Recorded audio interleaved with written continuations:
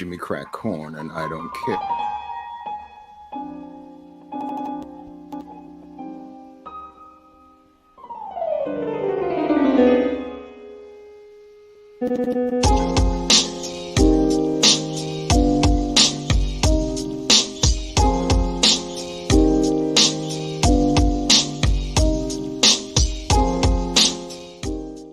Right. I thought that I would put that on because I just saw that Tucker has been talking about it a little bit. Just did the. Well, we're gonna do a whole episode on Bob Woodward. That's why I was trying to tell you to cut it, because not to let anybody know. I just want to have a clean slate because I do want to do Bob Woodward by itself. Oh, for sure. For okay, sure. that's all I was saying. It's no big deal. No big deal. But yeah, it's going to be. This is just kind of teasing all kinds of Watergate. Yeah, absolutely, absolutely. Good work. Good work. We're leaving now from Chappaquiddick, and well, maybe not, Eric. Maybe not. We're veering our way there. We're slowly getting there.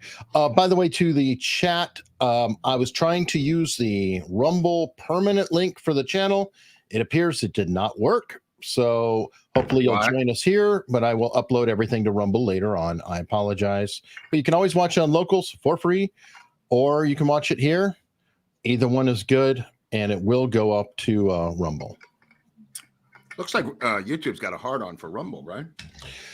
Yes, I tried to actually comment and talk about. I'm just going to say the green platform because I heard that earlier. Oh, that's a great line. I tried to talk about the green platform earlier, and every time I typed in the word representing the green platform, I got an error saying that YouTube thinks this is spam.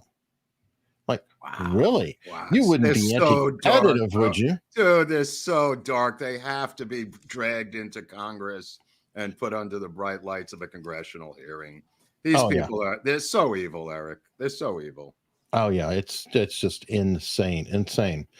All right. So before we get too deeply in, we have a guest tonight, and I believe you have his bio available.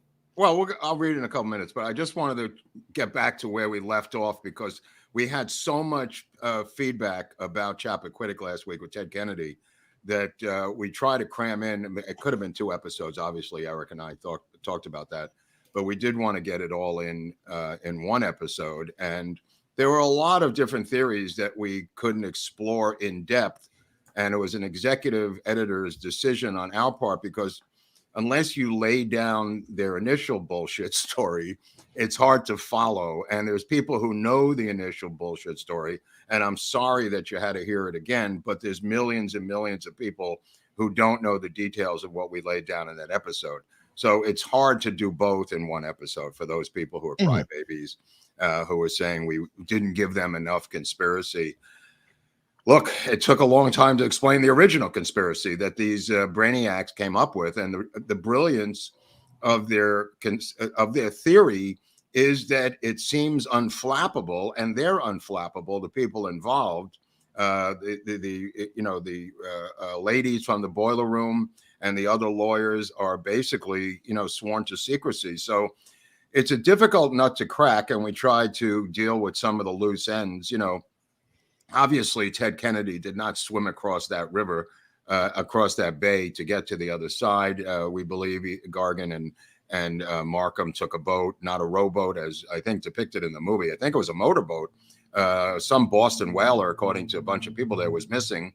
They put it back in the wrong place. They went over to the other side. They came back, the 2 of them together, and then they do show up soaking wet at 8 a.m. or 7:30 when they show up at the hotel. So we believe that they did go into the water finally at like 7 a.m. in the morning, not knowing what they'd find. There's a lot of missing pieces, Eric, as you're well aware, and it's hard to piece the entire jigsaw puzzle together because they've created a jigsaw puzzle. Somebody told me online or whatever, I don't remember where it was, but they said that Rush Limbaugh used to nickname Ted Kennedy the swimmer. That's funny. So every time he referred to Ted Kennedy, he'd be like, "Well, the swimmer." That's funny. Today. Wow. Famous film with Burt Lancaster, by the way. I guess he was referring to that. Oh, absolutely. I'm sure it was not mocking the story at all. Yeah. I mean, this is incredible cover-up showing, exposing raw power in a state that they controlled. And to this day, there's people, I mean, there was a guy commenting the other day, who cares that he killed someone? He brought home the bacon for the state of Massachusetts for 35 years. And I think the guy means it. I think that's the sentiment of a lot of people who are Kennedy files up there, who don't care that he murdered this woman. It really is astounding. I mean, it's partisan politics on steroids, Eric. Oh, for sure. Right? Yeah. Yeah. I mean, and it is funny and how revered he is. I mean, I'll never forget. He's the Lion of the Senate. The Lion. And is that L-Y? Well, again, why we do these stories is because they're relevant to today. What got me thinking about Ted Kennedy is the unending accolades awarded to him out of the blue by RFK Jr. during this campaign. He keeps going on and on and on about his uncle Ted Kennedy. And I thought to myself, here's a heroin addict complimenting a murderer. I mean, this is just crazy. I mean, they complain about Trump and Biden being these two old guys that nobody wants. Okay, well, the flip side is here's a former or current recovering heroin addict, whatever the hell he is, and his idol, by his own admission, is his uncle Ted Kennedy, who murdered a woman. I mean, it's crazy, absolutely crazy. Yeah, without a doubt. Without a doubt. I mean, it's one thing to revere your father, RFK Sr. or your uncle Jack, which he's done, but he's got the whole family now up his rear end about going against Biden. I've never seen, I said to somebody online, imagine if George Bush's entire family came out and denounced him for running for president. That's the equivalent of what we have. And the Kennedy people here, they're going, oh, people have different opinions. It's just, it's a big family. You can't have everybody on the same page. I have never seen a political phenomenon like this in my entire life, where the entire clan has come out and denounced the guy running for president. Wow. What do they know that we don't know, Hunley? Well, either it's something that they know or that they hold the party politics above even family. It's probably both. It's probably a little bit of both, right, Eric? I mean, well, we've just talked about the Rosenbergs, right? Yeah. I mean, they didn't want her to go, and she was like, oh, hell with you. I am a card-carrying communist, and I will die for it. Well, I was just listening to the Alger Hiss portion of a thing. I'm studying Nixon from the beginning now, and I'm up to Alger Hiss again, and the arrogance of Alger Hiss. And Nixon knew that he was lying. You know what I mean? And you should see our episode. What was the episode that we did on it? We did on Alger Hiss, and we did it. Did we do it on Hiss? We did it on what's his face, the guy who outed Hiss, the communist. Whittaker Chambers? On Whittaker Chambers. Yeah, and when piece by piece, what Nixon did was he peeled away the lies of Alger Hiss, inch by inch by inch, until he was sentenced to perjury for 5 years in prison.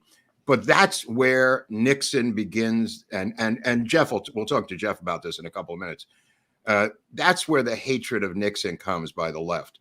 It is the imprisonment and destruction of an avowed communist, Alger Hiss, who was caught lying repeatedly over and over again under oath in congressional hearings. And Nixon knew that he had him by the balls, and he just kept squeezing him. Well, they brought in his typewriter and they put it on the desk. They found the typewriter. In other words, Whittaker Chambers was just so people know, you may want to look at the Whittaker Chambers episode. The Venona cables will later completely confirm, when the Soviet Union collapses, that Alger Hiss, who worked with FDR, who was there at Yalta, who was at all the different State Department functions, was indeed a total communist spy for the Soviet Union. And I think his, if I remember correctly, his code name was Alice for some reason. I'm not really sure what that was. Down that rabbit hole. And anyway, so that was why, and he proudly said, and this is, Nixon talks about this, he came in and said, I am a graduate of Harvard Law, sir. Where did you go to school? Whittier? Like mocking Nixon for not being an Ivy Leaguer.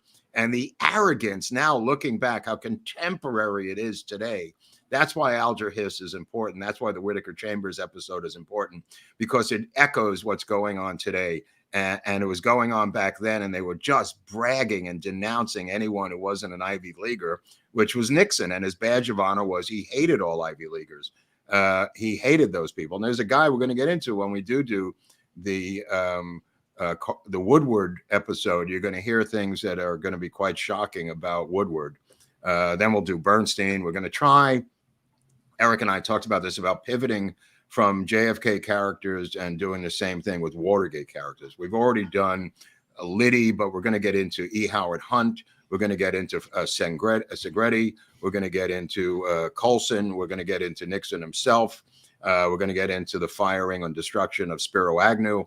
So maybe we'll put together some Watergate trading cards for fun also, because there's so many people here.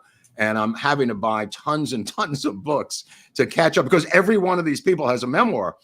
Thanks to the JFK Book Fund, which I'm now renaming the Nixon Book Fund.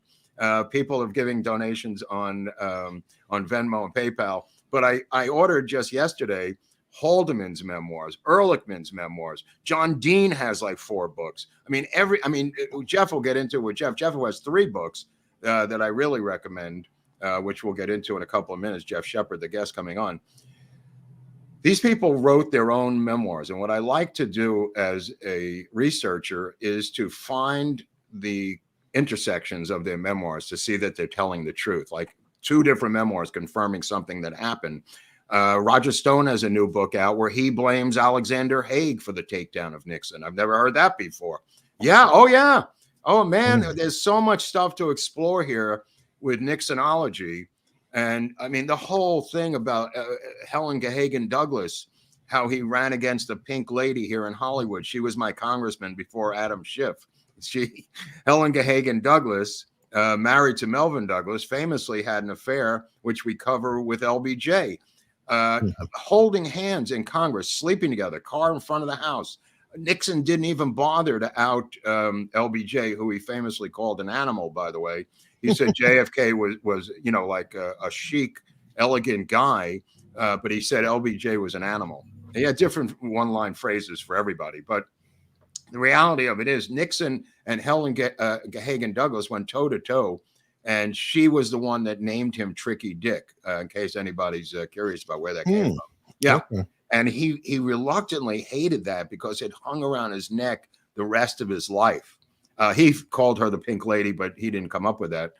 He said she was pink all the way down to her pink panties. And she had voted the Communist Party line. He was correct. But the viciousness of Nixon, and I don't mean this in a bad way either, the viciousness of him with the desire to win an election is taught to him by Murray Chottimer, who is the brains behind Nixon. And we could talk to Geoff about that a little bit, but I just wanted to read a little bit of his bio before we bring him on to save some time. Geoff Shepard graduated from Whittier College, the same school as Nixon. I think he got the Nixon scholarship. He'll explain it if we have the time. But Harvard Law School, served for 5 years on the Nixon White House staff, Eric, rising to associate director of the Domestic Council. He also served as deputy counsel on Nixon's Watergate defense team. Shepard is the author of 2 previous books. He's the author, he and his wife live in Philadelphia. 2 previous books on political corruption and scandal. I'm not sure of those, but the 2 books are the 3 books that I like. And this is the one I think people should get if they're going to get one. This is the Nixon conspiracy. Nixon is a photo of Geoff, but here's the one I'm referring to. This is the Nixon conspiracy, Watergate, and the plot to remove the president. He also wrote, I think that was the first book, was The Secret Plot to Make Ted Kennedy President, which I really see as a segue from Chappaquiddick to Watergate, which is what I wanted to talk to Geoff about today, because it wounds Teddy Kennedy, and we'll discuss that. This could lead to some other things. He also wrote a book called The Real Watergate Scandal. So it's a trilogy, it looks like, of 3, unless I'm missing something here. It looks like 3 different Watergate books, Eric, from Geoff Shepard, who was involved with the Nixon Library and obviously in the defense of Nixon. This guy has single-handedly, through Freedom of Information Act and just being a dog of war, has kept the story alive to where it is just curling my hair how much I did not know about Watergate, because I, like everything else, I took the party line on this thing. When they do an overwhelming lie on the left, it's overwhelming. It's nonstop, 24/7. Like Tucker said too. I just assumed. Yeah, I assumed also. Right. Yeah. I assumed also. But to Jeff's credit, he has kept this story alive and gotten documents out of these people. This is one of the most corrupt coup d'etats I've ever seen in my life. Tucker is absolutely correct. This was a coup involving numerous people from inside the Pentagon, obviously the Democratic Party, judges. I mean, the John Sirica alone, who we're going to do an episode on, the amount of malfeasance from this one judge, although a Republican in name, a rhino, is breathtaking. How many laws this guy has broken in the course of convicting these people. There he is. I guess it was Maximum John was his name for sentencing people to maximum sentences. Complete deranged man, out of control, megalomaniac, complete unconstitutional scholar, and connected to people like Edward Bennett Williams from the Washington Post, and the famous lawyer plus journalist, editor at the Washington Post. This guy is some piece of work. Also, we're going to do an episode on him. There's so many people here to keep us busy for 2 more years, Eric, at least, in terms of cats that I thought were on the up and up. And what people like Geoff Shepard have begun to show me is that this is one of the most corrupt events in American history. And it also has echoes today with Trump, which is why I want to do this, because history may not repeat itself, but it certainly has a lot of echoes. It rhymes. It rhymes that, and this with the judges and the judges back then, the malfeasance of the Democratic Party, the coup d'etat to take down a president who literally won every single electoral vote in 1972, less the tiny state of Massachusetts and the District of Columbia. Think about what I just said. Richard Nixon in 1972 won every electoral vote there was to win, except for the small state of Massachusetts and the communist capital of D.C., which I think may have 2 or 3 electoral votes. I'm not sure what it had back then. One of the most resounding landslides in American history. And this is what they responded with to that landslide, the takedown of Richard Nixon. Whatever you think of him, you should have an open mind and try to think that you may not know everything about Richard Nixon, because I certainly don't and didn't. One of the great stories, Hunter Thompson had Nixon derangement syndrome, the equivalent of Trump derangement syndrome. And it's the only way I could compare it. He was out of his mind, Hunter Thompson. And he said, Nixon said, "Would you like to get together?" And Hunter Thompson freaked out and said, "Yes." And he says, Nixon said, "I have one rule." And he said, "What is that?" He says, "We can only talk about sports." And Thompson, a big sports freak, said, "Okay, I'll do that, just to be with Nixon." And he gets into the limo and Nixon begins to talk about pro football, of which Hunter Thompson was an expert. And he talks about a guy. He was talking, what Hunter Thompson was talking about was some obscure receiver, 2nd or 3rd string receiver on the Oakland Raiders.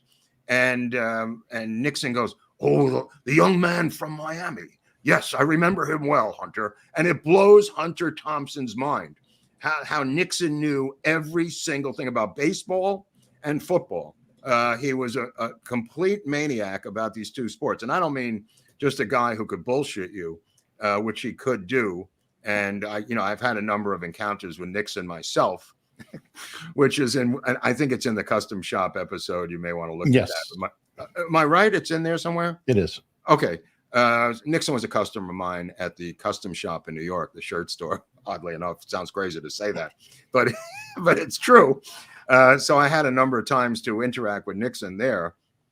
And I could tell you this, he had a photographic memory of people's names and stories and backgrounds, and connecting them to their home country or home city. Had a story for every single thing. And Murray, I guess, taught him well, because this is a guy who learned at the foot of a lawyer who will do a show on at one point. I don't want to get too deep into Murray, but Roger Stone will later come on the scene later. Jack Ruby will appear on this, hired by the Nixon people on the Rackets Committee. Jack Ruby worked for him. Mickey Cohen worked for Nixon. Mickey Cohen organized a Nixon election campaign headquarters here in L.A. for him. He got together all these mobsters in a meeting, Mickey Cohen, to get together $75,000 in donations, and they were $20,000 short. And Mickey Cohen locked the door and said, "Nobody's getting out of here alive unless you put down the rest of that 20 grand." And the rest of them chipped in the rest of the 20 grand, and they raised 75 for Nixon. But I mean, there's a lot of gangsters, and in all of these stories, what Nixon said was, not only did I take gang money, but so did Kennedy. He said all of us did, including LBJ, who had Marcello giving him gang money. So all three of the major people, JFK, LBJ, and Nixon, all took mob money. The story that Kennedy alone did it to his father is a crock of shit. Nixon took it, and so did LBJ via Marcello. There's a lot of similarities of all three people, but Nixon separates LBJ from the group, saying he was a complete animal. And he doesn't say that to be polite. You know, he's saying that because the guy was a killer. An animal who killed people. Nixon didn't, as far as I know. Even if you don't prove he killed people, just the way he acted around the White House, around reporters, around everybody else, he was a pretty uncouth dude. Right. Yeah, I mean, Nixon, to his credit, I mean, in high school, he was in the theater company, and he kept a lot of debating skills and theatrical skills under his belt, and used them in various parts of his life. The theatrical stuff he used all the time. He was able to cry on cue from being in the theater company. That was a weird thing I didn't know. And he also was a brilliant debater, despite what they said in the 1960 TV debate with JFK. Nixon destroyed everyone who ever debated him. I thought he was sick that day. He did. He came out. He had just come out of the hospital. I think he had something where he was in the hospital and was sweating and was sick. And Kennedy looked cool as a cucumber. Well, Kennedy took a nap and everything is all laid up. And well, Nixon complains that he didn't have the luxury of having a wealthy father to give him money for the campaigns, that he had to literally go and raise the money himself. The Nixon war years are unbelievable. Once he gets into the South Pacific, being shelled by the Japanese 30 consecutive nights, he ends up opening up a hamburger stand in the middle of the war called Nick's Burgers, Nick's Burgers, and starts serving them burgers. He becomes an expert in poker playing and takes everybody's money, the money that he wins while he's in the Navy and he's in the South Pacific. The money that he wins at poker launches the campaign when he comes home, the congressional campaign. It's fascinating stuff, but we're going to get into it a little bit. Just wanted to read. Did I read that already? I think Shepard, we're good. I think so. Okay. All right. Let's bring him in. What do you bring him in? Let's go. All right, Geoff, how are you doing? It's good to be with you both. Welcome back, Geoff. Absolutely. Just to start off, keying off what you were saying before. Yeah. My three books are on that shelf behind me. Okay. There, those three books.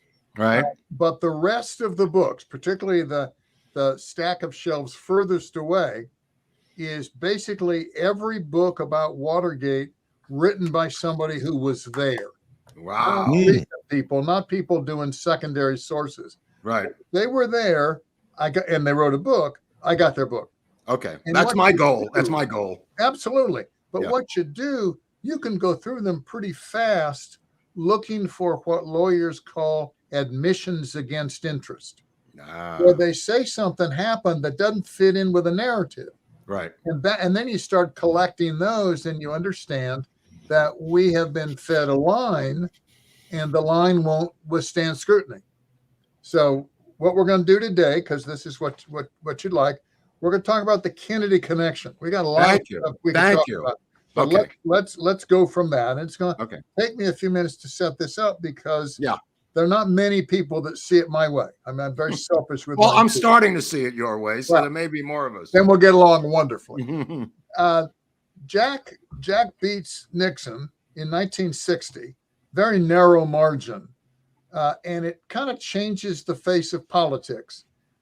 What used to happen, kids from the Ivy League, Jack was and Nixon wasn't, they'd go to Wall Street and they'd become financiers or work in investment banks. But Jack brought to Washington the glamour and the power of playing with the government instead of playing with Wall Street's money. And he brought hundreds of contemporaries with him. He was what was called a generational chauvinist. He wanted people his own age. Now, they were younger, so it all worked out. Well, then he's hardly president for less than 1,000 days, and he gets shot. And then they reconstruct what they now call Camelot. And what happened was all of those people wanted a restoration of Camelot. Now, let's trace it through. Okay. Jack gets shot, and everybody who knew anything about Washington knew the number 2 man in Washington was his younger brother, Robert. He'd run the campaign. He was attorney general. But this yahoo from Texas, Cornpone Lyndon, becomes president. So what the elites wanted, because now there's a vacancy in the vice presidency, and it's going to be filled when Johnson runs for election in 1964. And they just assumed he'd nominate Robert Kennedy. So we'd get back in the line of the proper people being in charge. But he doesn't do it. He doesn't do it. He names Hubert Humphrey. So Bobby goes off and runs for Senate from New York, gets elected. And then he's kind of the principal detractor. He's trouble. And they think, well, he's going to run. He'll run in 1968. And it looks like he's going to, because Johnson announces he won't. Robert Kennedy announces right after Gene McCarthy. And then he gets shot. And it looked like happy days are here again. And then he gets assassinated. And it's too tight to substitute Teddy. Okay? There are only 4 brothers. Joe Jr. gets killed in the war. Jack and Bobby get assassinated. It leaves Teddy. Teddy's not the man that his brothers were. It's too soon for him to run in 1968. He can't substitute for his brother. So all kinds of articles exist that he was going to go against Nixon in 1972 and win, because the Kennedys always won. But Chappaquiddick comes up, and you guys were chatting about it earlier. Yeah. The one lesson to take away from Chappaquiddick is their cover-up worked. Yes. Our cover-up didn't work. Right. We're not good. Right. We're not good cooks. Right. But theirs worked, and Teddy skates free. And everybody assumed that he was going to run in 1972, but this hung over. So he didn't, and Nixon gets reelected by this landslide. But it wasn't so much Teddy wanted to be president. He didn't have the ambition or the talent of his brothers. In that movie, Chappaquiddick, it brings it out beautifully. It was his followers, the alumni of the Kennedy political dynasty, that wanted back into power so badly they could taste it. Right. And let me tell you how that works. You got to be close to the candidate before he starts winning the primaries.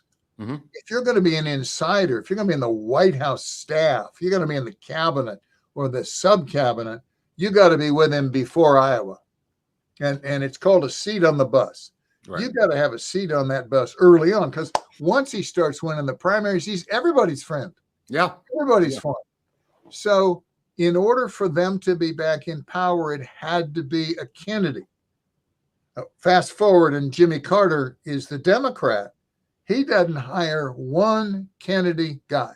Right. He brings everybody from Georgia. Yeah. It's his closest people, the people he trusts. So the Kennedy clan wants back into power, but it requires Teddy.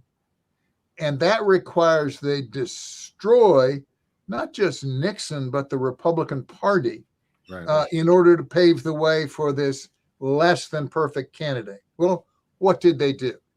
There's 3 major events involving the Senate where Kennedy is the key player, or Kennedy's people are the key player. Right. And the first one is the Irvin Committee. Now, remember what happens. The burglars are caught red-handed June 17th, 1972. They're indicted on September 15th, but it's capped.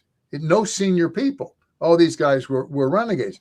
That very day, Teddy starts his own investigation. Right. And he concentrates on Don Segretti, the dirty trickster.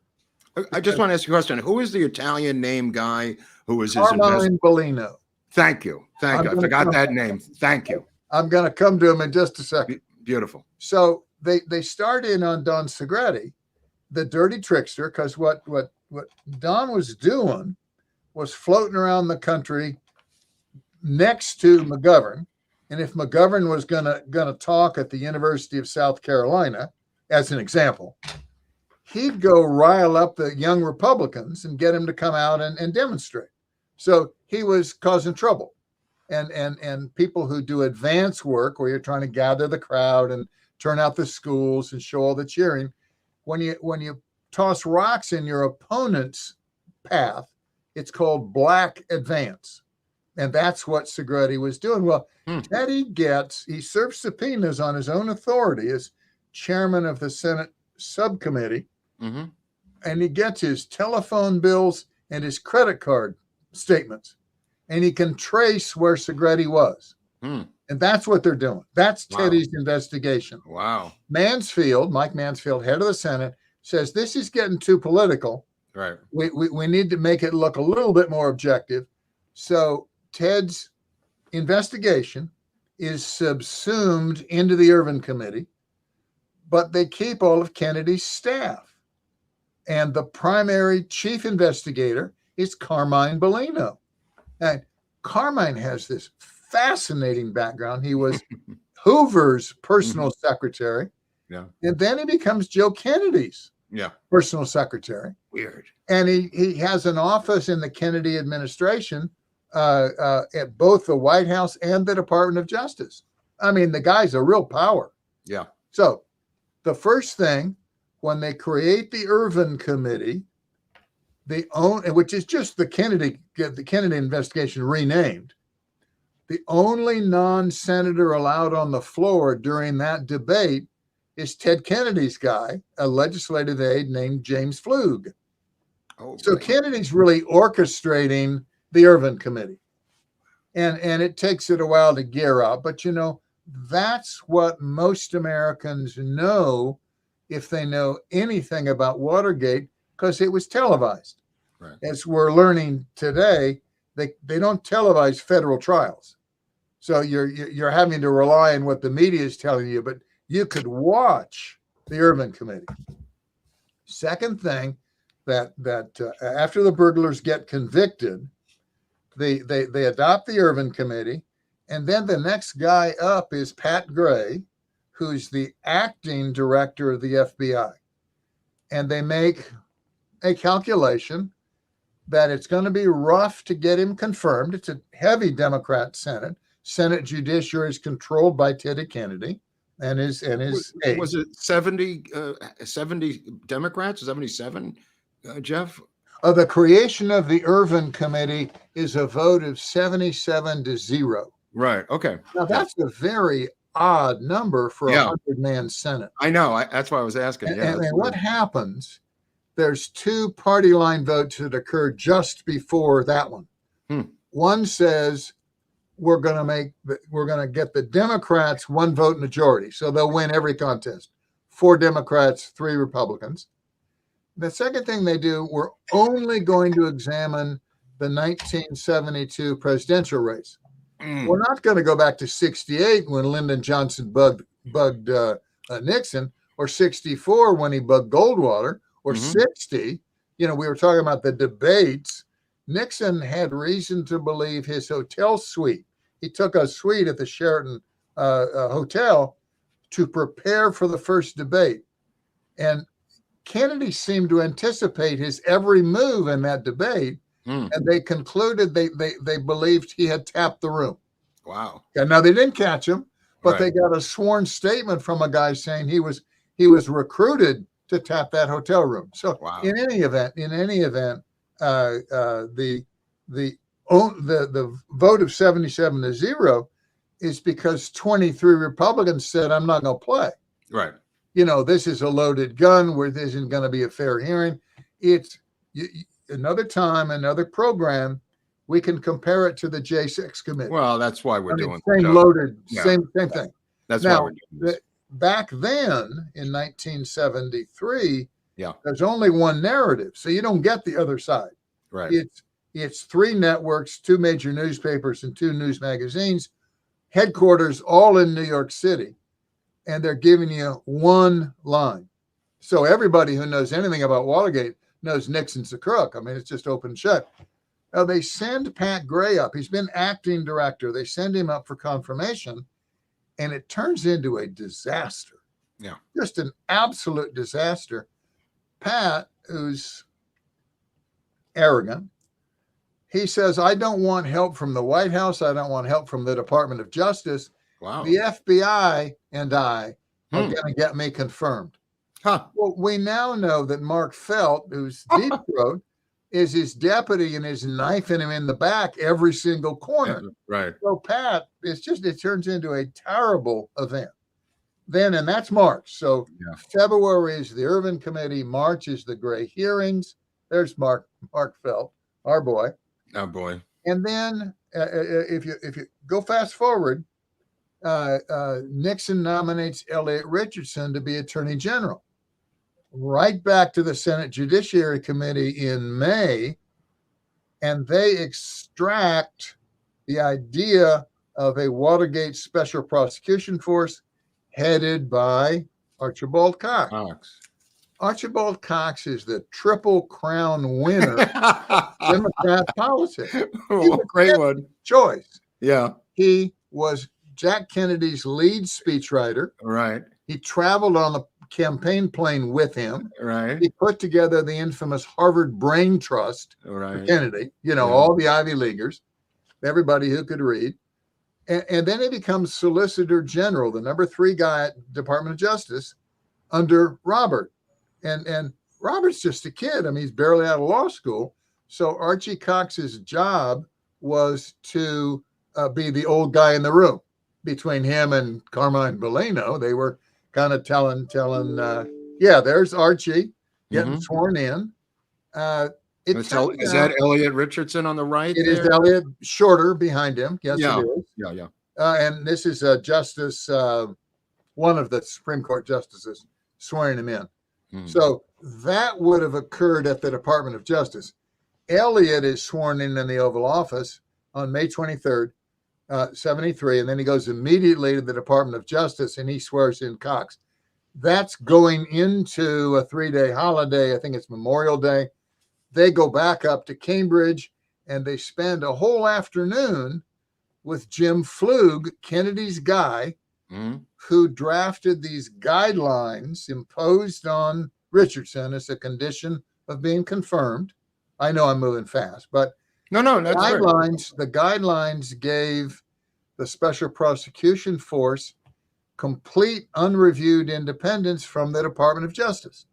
So what you get, and we'll tell you about that group, you get what can be seen as a constitutional inversion. The lawyers who lost power when Nixon got elected in 68 are now back in charge at the Department of Justice, but Richardson can't review their work. And when those guidelines, they give them complete and unreviewed independence from the Nixon administration. So you've got this group, and the original table of organization and employment, TO&E, 92 people. Turns out 60 of them end up being lawyers. Wow. Specially recruited, highly partisan people. Wow. Who are out to get Nixon. I mean, in the past, I've said this is like having 100 mothers-in-law that don't like you. Yeah. And they decide they're going to investigate everything in your past. The number 2 guy, James Vorenberg, that Archie Cox brought from Harvard with him, he announced at their first press conference that they're going to investigate every allegation made against Nixon's administration since they took office. Does it sound like today at all, Geoff, with what they're doing with Trump? Well, yes, it is. It's very, very close to today, except it's one prosecutor. Yeah. And it's huge. I mean, Right. one federal prosecutor. But what they did, they divided themselves into 5 task forces: Watergate, plumbers, dirty tricks, campaign finance, and ITT. Right. So, and they're operating independently of each other. Each of those task forces wants to nail the most senior guy they can get to. So all of Nixon's top people are under concurrent aggressive investigations by 2 or 3 different task forces, which is not unlike what's happening to Trump today. Yeah. Now, let's stop for just a second, because they bring 65 cases in the district. Yeah. They win all but 2. They try just a couple outside, and they break 50-50, 6 cases brought outside the district. Yeah. But between watching the Irvin committee, uniform narrative from the press, these guys are all crooks. Nixon resigns in disgrace, and 24 senior members of his administration are convicted, go to jail. Yeah. So it's the greatest political scandal in our nation's history. Wipeout. It's a legal pogrom. Okay. Yeah. And it stays that way for 40 years. Now, I was there. I was deputy counsel. We lost big time. I transcribed the tapes. I ran the document rooms. It wasn't I had a front row seat. I was on the stage as this whole thing came apart. Right. And we lost. Okay. And your listeners are going to conclude I'm a sore loser. Because about 15 years ago, I decided to go back and look. Bravo. In the beginning, I got my tail out of Washington. I didn't want to be anywhere near there. But after a while, I thought, I got to go back, kick the ruins, and see what really happened. And what really happened is the 3 top prosecutors improperly took their confidential files with them, preventing any review of the decisions that had been made. Yeah. And you can go back. These were government employees. Everybody didn't take their records. There are records at the National Archives. Right. But what really broke it is these 3, their records migrated back to the archives. And in each instance, I was the first to see them. Wow. So Leon Jaworski is the second special prosecutor. Explain Jaworski for a second, if you can. Well, when Nixon lost in 1960, one of the states where they thought there had been real problems was Texas. Mm-hmm. And Jaworski's from Texas. Right. He's the one that handled the case that said you can't challenge the outcome in Texas. Right. Nixon didn't challenge, but other people did. Yeah. He died in the wool Democrat, prosecuted the Nuremberg trials, not as a senior guy. He was one of the prosecutors. Senior guy was Justice Robert Jackson. Yeah. There's a book about Jaworski and a court martial called On American Soil that we're not going to go into, but he hid exculpatory information from these military defense lawyers. And it's just exactly what he did in Watergate. So he resigns before the end of the cover-up trial. He stays for Nixon's departure. He stays for the pardon. And then when the jury is sequestered in the Watergate trial, he goes back to Texas. Wait, how did we get from Cox to Jaworski, by the way? Well, we fired Cox. Right. Oh, right. I mean, just tell them about the Saturday Night Massacre. We invited Archie to go home. Right. Okay. So, with a couple of other people, I presume. Well, it gets complicated. Everything's complicated. Archie comes down May 25th. Okay. And he serves for 6 months.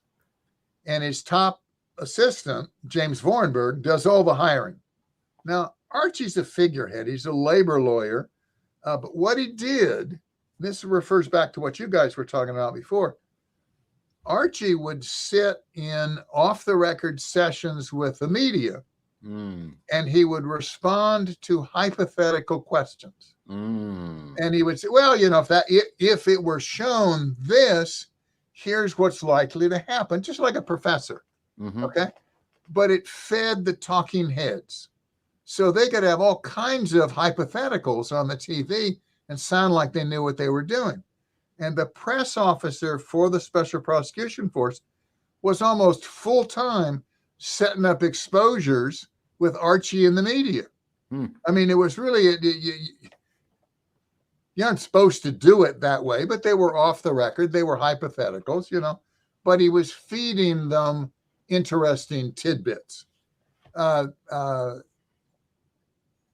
We reached a situation where they were after the tapes. The whole thing turns on these White House tapes. Right. Turns out in July of 1973, we learned Nixon's been recording.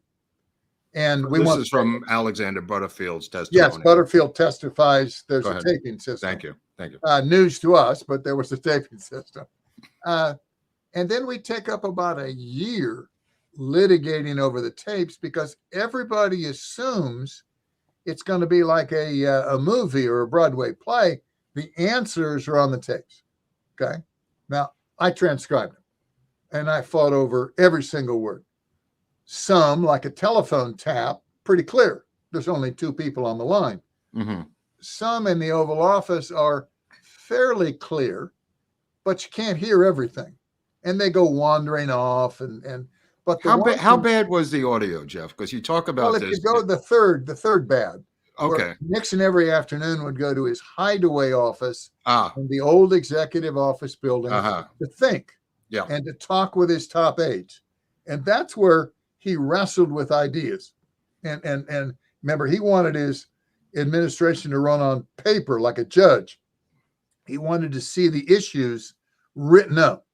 He didn't want a situation where who touched the president last. Everyone had to write a one-pager to him, Geoff? Well, there had to be a cover note.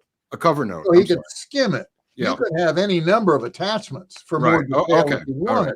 Right. But the absolute rule was you've got to summarize this mother in one page. So he could decide whether is this important? Does this matter? And it wasn't he couldn't read more than one page. He read all the time. Yeah. But you had to the National Security Council under Kissinger, when Nixon first hired Kissinger, he said, we're going to go up to Gettysburg. We're going to meet with Ike. We're going to meet with General Goodpaster because I want an NSC like Ike had. Very businesslike on paper. And they would do these memos called NSDMs, National Security Study Memorandums, National Security Decision Memorandums. 4 issues. What's the issue? Why do I have to decide? Remember, Nixon's big on preserving your options. Right. What are my options? What do people whom I respect think about those options? But when you wrote that up, that memo had to be perfectly straight. You couldn't load the memo. I mean, that's almost being a traitor. Well, in the domestic area, we decided to do the same approach under John Ehrlichman, the domestic counsel, where I worked. Same thing, same 4 issues on a memo. So that's where I got really good. And then back a quick allusion back to Whittier, where I went and where the president went 30 years before, is a very prominent professor who taught a course on semantics. And the course was called Basic Communications. And his book was called Design for Thinking. And it taught you how to analyze and how to outline. And he taught Nixon in 1933 as a young man. And he was a crotchety old man when I went through in 1965. So I credit my ability to write memos. The president really liked my memos. Okay. He never sat and chatted with me. It all came in on writing. Right. But I think it's because we were taught by the same guy. And weird. He subconsciously saw what my approach on the precision, the need to make it perfectly objective. We would hire people, and the trouble is they decide what they wanted, and they load the memo. Well, that's no fair to the president. You got to be absolutely objective. Truth be known, the president doesn't care what I think. Right. He wants me to summarize what his advisors think. So I was very good at that. I was very good. Geoff, is that why someone like Clark Molinoff was so embittered that he didn't have access to the president and he was cock blocked by Haldeman and Ehrlichman? Clark. Can you explain to the audience who Clark Molinoff was? Clark Molinoff is a product of Iowa. Yeah. He became a reporter. He worked his way through college and law school, Drake Law School, as a reporter for the Des Moines Register. And when he got out of law school, he opened up their Washington office. Okay. And he was a licensed lawyer, 6'4", very aggressive guy. And he talked Nixon, when he got elected, into this idea of hiring an ombudsman. Oh, right. Who he would be there to alert the president of trouble if his staff was flim-flamming him. Yeah. Don't go down that path. They aren't telling you the full truth. I know. I know. I'm a reporter, big stuff. Well, after he got hired, Ehrlichman and Haldeman decided he was a disruptive event, and they imposed themselves between Clark and Nixon. So he never got in to see the president. Mm. And they would say, as they always do, they would come out from an afternoon session and say the president would like the Defense Department to do this, the Education Department to do that. And Clark would say, well, unless I hear it directly, I'm not sure you've interpreted that right. Mm. And maybe if I were to meet with him, I'd convince him to go another way. So, and he didn't get in. So after 10 months, he resigns in an absolute huff, and he becomes the lead muckraker against Nixon. This is before Woodward and Bernstein. That's why I wanted you to mention. He's got a him. Series of weekly articles in the Des Moines Register, and he's Nixon's ardent foe, and he's a good friend of Judge Sirica. Right. So he writes in his book that he goes and meets with Sirica to reassure Sirica that if he pursues the truth, he will be doing justice. Remember, John doesn't act like a judge. He acts like a prosecutor. Right. And that's one of the many situations. So I want to go back to where we were. Go ahead. The Republicans have been wiped clean. They lose even more in the 74 mid-year elections. Ford, who's never elected, runs to be elected president in 76, loses to Jimmy Carter. It's a Republican wipeout. But I discover these 4 caches of documents beginning in 2013. Jaworski took his papers back to Texas. He runs this giant law firm, Fulbright and Jaworski. Did he dump them inside Baylor or something, Geoff? Or he dies, and he wills his paper to his law school alma mater, Baylor Law School. Oh, okay. All right. In Waco, Texas. In Waco, yeah. Okay. Now, what's interesting about Jaworski, you got me really warmed up on this stuff. Jaworski is not trusted by either side. Wow. He parachutes into the middle of a raging battle, and the guys, Cox's staff, and it's called Cox's Army, they're all Ivy Leaguers. They're all specially recruited. They're left behind, and he's their new general. Well, he's nominally their head. Yeah. They don't trust him. Nope. They hold pre-meetings before they go see him, so they only speak with one voice. And there's fights. I mean, I've seen the documents, big fights. We don't trust him. He's going after Nixon. So when he leaves, the Nixon resigns. Nixon's pardoned. The cover-up trial begins, and Jaworski goes home to Texas. Gives his papers ultimately to Baylor. Wow. And in 2013, Baylor makes them available to the public. And some researchers down there and says, well, this is grand jury transcripts. No. These shouldn't be here. No, So wait, there's actual grand jury transcripts in oh there? yeah, well, it's his confidential file. Oh my. Oh So my. the archivist goes down from National Archives, takes one look and says, we got to take all this back to Washington. Baylor cooperates. They box it all up. And what the archivist told me, he said, we did a 6-month, all hands on deck, review the memos. We had to redact the names of the innocent, all this kind of stuff. And we're ready to release. And you've got a pending FOIA request, Freedom of Information Act. It's not precisely on point because you don't know these papers exist, but these need to be out in the public. We're going to provide them in response to your FOIA. So in 2013, I go down and what I do, because there's massive amounts of paper, I copy it.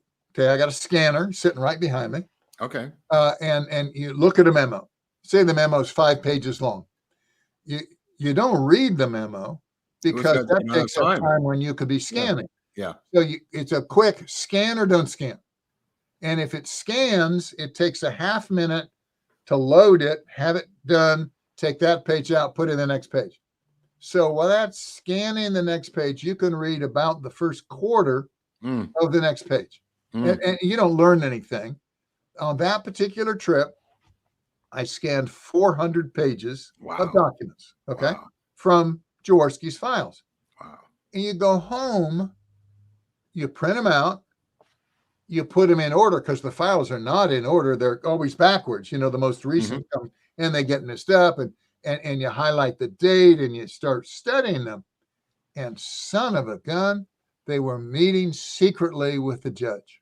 Wow. And they met secretly with the two Watergate judges. And who's the other judge besides Sirica? Gerhard Gazelle, he tried the Plumbers trials. Okay. He's a district judge, and Sirica appoints him to preside over the Plummer trials. Well, the first one. Wait, I just want to say something. What was Judge Bazelon's role in this, if any? He's the D.C. Circuit. He's on the appeals. Okay. Oh, okay. I'm sorry. Okay. We're now at the trial level. Right. So the district courts, there are 94 districts in the country, and each one has a chief judge. Sirica happened to be chief judge, and Gazelle was one of the other trial judges. So Sirica picked him to do the Plumbers. Well, one of the letters, I've got it loose here on my desk somewhere, dated December 27th. It says, when Messrs. Ruth, Lacavara, Benvenisti, and I met with you and Judge Gazelle on December 14th. And then it goes off to other stuff. Here's written proof. Smoking gun, Jeff. Four top Watergate prosecutors. Yeah. The 2 Watergate trial judges. Okay. Matt, now you can't trust the memo because that's their version of what they're doing. Yeah. I think it's a CYA letter because they're fearful it's going to leak that they met, and they want it very clear it was the judge's request, not theirs. Yeah. But this meeting occurs 3 days after the key tape is turned over to the prosecutors. And you can't tell me they didn't talk about that tape because that was on their mind. The public didn't know about this stuff. And then there's a memo that says the way we're going to get this evidence from the grand jury, that's gathered under law for a prosecution. But Sirica and Jaworski meet and decide the law is too unclear to indict a sitting president. They don't even know today whether you can do that. That's never been tested. Okay. Jeff, explain to the viewers why it's improper for a prosecutor to meet with the judges. That might be unclear. We call them ex parte meetings, and they're out and out violations of both the canons of professional ethics and the rules for judges. A judge is supposed to be an impartial decider, not an investigator. So the judge can't meet with just one side without the other side being present. Mm-hmm. I mean, that's what makes it fair. one of the top ethics professors in the country, law professors, he maintains not only that, but you got to have the recorder in that meeting, so there's no doubt what was said. Or somebody like Shepard's going to come along and say, "Well, here's what I think they were doing." So it's just open and shut, out and out. But this happens repeatedly, doesn't it, Geoff? I can show you. How many can you show us? Written proof Yeah. of at least 10 ex parte meetings between the prosecutors in Sirica. Wow. 3 with Gazelle. Wow. And Sirica also meets with Edward Bennett Williams, the counsel for the Washington Post. Hold on a second. Explain Edward Bennett Williams to people who may not understand the power of this man. He's probably the best criminal defense lawyer at the time. Yeah. Graduate of Georgetown Law School,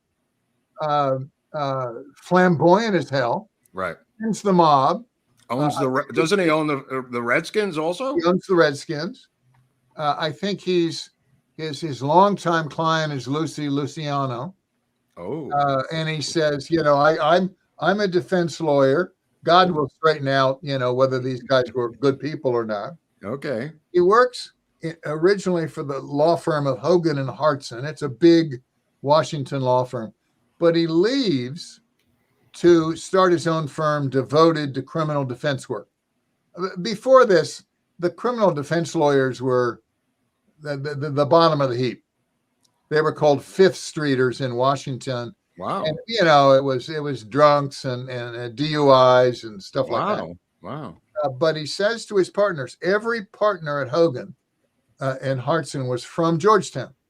He says, you should hire as my replacement my buddy John Sirica. Ah, yes. So they do that. Okay. Yes. So now Sirica's practicing law. Yeah. My view, doesn't work out. He's not a productive partner. Right. So they foist him off on the court and he becomes Judge Sirica. Now, nominally, he's a Republican, but his career mentor and best friend is Edward Bennett Williams. Yeah. Williams and his wife are godparents to Sirica's daughter. For all we know, everybody's Catholic. They go to church every Sunday. I don't know about that, but I assume they do. The owner's box for the Redskins has 50 seats. Mm-hmm. Sirica goes all the time. Here's my friend. He's so close to Edward Bennett Williams that he won't let Williams practice in front of him. He won't hear it. Right. Okay. But when Woodward and Bernstein are caught trying to approach grand jurors, they send in Williams to reassure Sirica. Explain the approach, because it's a vague situation in terms of the grand jury and Woodward and Bernstein, Geoff. Can you explain what happened? Because it's still vague. It's still vague. We're gonna confuse your listeners. They're already confused. They'll watch this 5 times. It's a neat system. Mm-hmm. The way the system works. The grand jury is very close to a star chamber. Okay? You can't take your lawyer in the room. Right. You don't know what the prosecutor said before you got there. It's usually 22, 23 citizens, and they sit for 6 months, and they hear testimony presented by the prosecutor. You go in, you don't know who testified before. You can't cross-examine them. You can't do anything except answer that guy's questions. If you want to check with your lawyer, you must leave the room. Ask your lawyer, come back in. Scary as hell. One of the great tricks they do with a mob is they keep a soldier in for 3 hours and create the impression the guy may have flipped. And then they say, you want to live, you better come into our witness protection program. So they hear untested garbage. Okay, there's a court reporter. It's all written down. But that information cannot be used in a court of law except with the benefits of the 5th and 6th Amendment. If they're going to bring that evidence into the court, public, by witness testimony, subject to cross-examination, You can put on your own witnesses, challenge evidence, and this, but that garbage, what the grand jury has found out, stays sealed for life. For life, forever. Rule 6E, yeah, it never expires. Right. Rule Never 6E expires. Okay. of the Federal Rules of Criminal Procedure absolutely cannot be disclosed. So look at the dilemma of the special prosecutors. They're investigating like mad. They actually end up using 3 different grand juries. One is totally Watergate. And they gather all this stuff. But then they decide the law is too unclear to prosecute Nixon, whom they hate. So what they want to do is get that evidence up to the Hill to be used for political purposes, for impeachment, not indictment. They got this damn law in the way. It's got to stay secret. You can't do that. So one of their top lawyers, one who took his files with him, he says, if you carefully read the Fifth Amendment, it says you can't be tried except upon presentment or indictment by a grand jury. That's the Fifth Amendment to our Constitution. And then later talks about due process. He says, if we call this a presentment, not an indictment, not a report, we can skirt around the secrecy laws. Now, this is so creative, never been done. It's done at the state level, never done at the federal level. Don't even know what presentment means.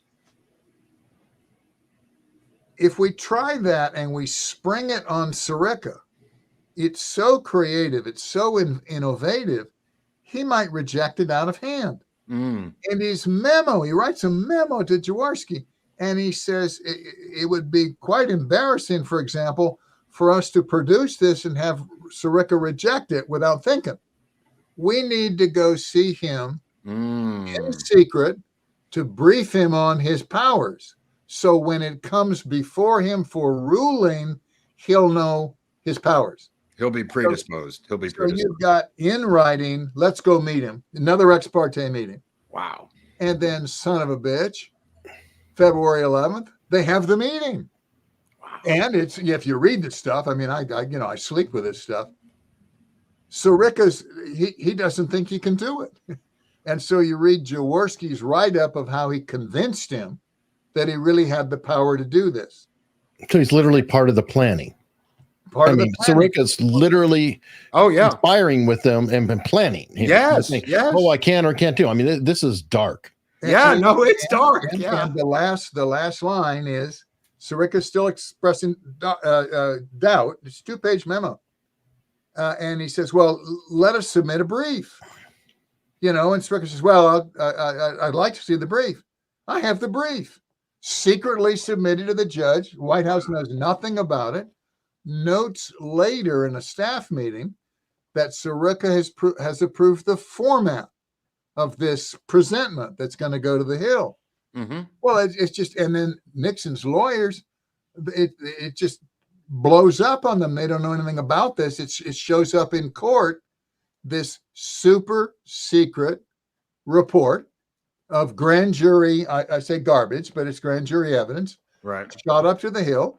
Right. And they say, well, the judge approved it. What is your complaint? He created an exception to Rule 6E. Wow. That roadmap, that's what it becomes named, because it's the path to Nixon's impeachment, stays sealed until 2018, 5 years ago, in response to my court petition. The roadmap is unsealed. And for the very first time, you can see what they accused Nixon of having done. We're trying to defend him in the Congress, in the press, and we don't even know what they've accused him of having done. And then when it comes out in 2018 and you start looking at it, I have it here. There are falsehoods and misrepresentations that could have been challenged 50 years ago, right? But it's secret. Now the other two, I've gone through Jaworski's papers. Yeah, they come out in 2013. Right. James Vorenberg, Cox's first hire, this criminal law professor, Oh, who does all the hiring oh, for the Ivy League guys, he decides he's going to write the report when they're through, because they don't know they're going to drive Nixon out of office. Keep So going, he Jeff, takes keep going. notes. He takes notes at every staff meeting. And then he takes those notes back to Harvard with him, which he shouldn't have done. Those are government documents. And you can see week by week what they're doing, what they're arguing over, where they're going, how they're making decisions. And though he dies, and those become available to researchers at the Harvard Law Library in 2015. And again, I'm the first person to get to see them. So I'm sitting there and I'm reading the Sirica approved of the format of the roadmap. They're making hugely politicized decisions on who they're going to indict or not indict, because they're only going to indict Republicans. They're going to indict Democrats. Sure. And it's all written out. It's all in his staff meeting notes. And so that's the third. I get Jaworski, I get the roadmap, I get Vornberg, and then I get Phil Lacavara's files. He took bucket loads of files. Where did he take them to, Lacavara? Home. He He's took them still home. alive. Okay. He's still So he's alive. like a Joe Biden who puts them in the garage. Well, I think so, except I think they ended up in his basement. And the Okay, reason I close think enough. so Close is enough. because the staples are rusted. Oh, Like it's whoa. humid, like it's too humid, down there. Yeah. But I mean, it's a pile of stuff. Where does he live? He's in Massachusetts, or? Oh, I couldn't tell you. Okay. All right. He's from Columbia Law School. Right. I think So he maybe he goes went to New back York. to New York after Okay. at one point he's head of the DC Bar Association, but I think he teaches at Columbia and then he evolves. I don't think he's demonstrating on campus today, but Right. Well, thank God, because Columbia is so calm today. So well, yeah, so calm. So he's a funny guy, Mark, because he writes memos all the time. Oh boy. And they indict Chuck Colson. And he Mm. thinks they don't have the proof, that it's an unfair indictment. And he writes a memo to Jaworski saying we shouldn't do this. I mean, imagine the balls of a guy writing the special prosecutor saying, no, I don't think that's right. and when Ford pardons Nixon, Lacavara quits. In protest? Flamboyantly, long resignation letter. I will Whoa. not be part Wow. of a group that prosecutes Nixon's aides when he's going to walk scot-free. Mm. What they did, which was less than Nixon, they only did out of loyalty to Nixon. So I won't be a part of it. I'll see you guys around. That's Right. when he takes his files. And they were given back to the archives in 2021. So 2021? 2021. Wow. So Wow, it's this is right up to date here, Jeff. It is just in the last 10 years. That's what hooks me on your work. The thing that hooks me on your work and what these people at home are going to like when they read your books is that they're contemporary. Well, they're based on currently uncovered contemporaneous documents from 50 years ago. Right. So But what we now know, remember, we've got this narrative, what you were taught, Nixon, crooks, White House, just like the mob, everybody that was there was a crook. Yeah. We got them dead to rights. We're saving democracy. Picture a triangle, if you will. And each of the corners is one of the three branches of government. Okay. So we have executive, judicial, legislative. What we now know and can prove is there were secret meetings, secret memos, secret coordination between representatives of all three branches. That's what they were doing behind the scenes. Now, fast forward to today, because this is, and I don't know this. I'm just going to raise it so your people can think about this. Okay. Today's story is there's a Friday afternoon phone call amongst all the people in the media to get their lines straight for the next week, where they're sharing ideas. Okay, now that may be fair or not fair. You end up with a single uniform narrative coming from the left. But imagine if there were coordination between the prosecutors in the different cases they're bringing against Trump. Oh yeah. And we know they visited, they go to the Hill, come to Washington, go to the Hill, go to the White House, all that kind of stuff. Well, what I've uncovered is actual documentation of that coordination.